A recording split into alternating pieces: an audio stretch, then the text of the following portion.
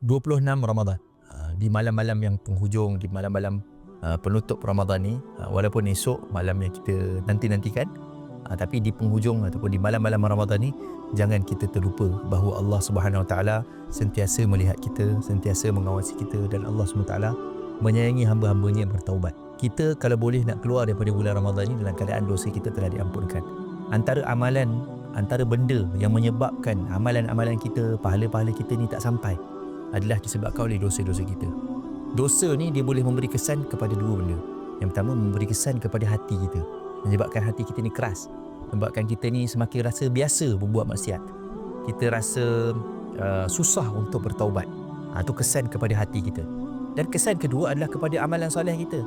Mungkin kita ada buat doa, kita berdoa setiap hari, tapi doa tu tak sampai kepada Allah Subhanahu Wa Taala. Mungkin Allah dah kabulkan, tapi pengkabulan tu dihijab oleh dosa-dosa kita.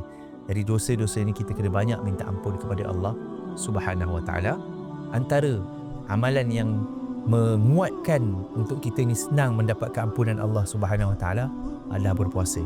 Antara amalan yang menguatkan untuk kita senang mendapatkan ampunan Allah Subhanahu Wa Taala ialah dengan kita bangun malam. Jadi teruskan beramal, teruskan beribadah, teruskan berqiyam, mintalah ampun daripada dosa-dosa kita. Dosa kecil, dosa besar, bertaubatlah dengan taubat yang nasuha. Kembalilah kepada Allah Subhanahu Wa Taala. Jadikanlah bulan Ramadan kali ini bulan kita kembali kepada Allah Subhanahu Wa Taala.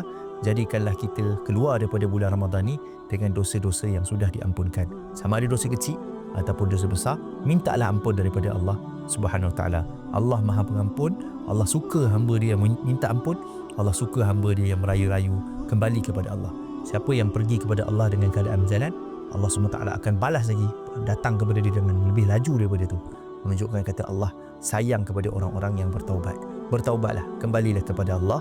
Mudah-mudahan kita diterima taubat kita dan kita kembali kepada Allah dalam keadaan dosa-dosa kita ni putih seperti mana kita baru dilahirkan.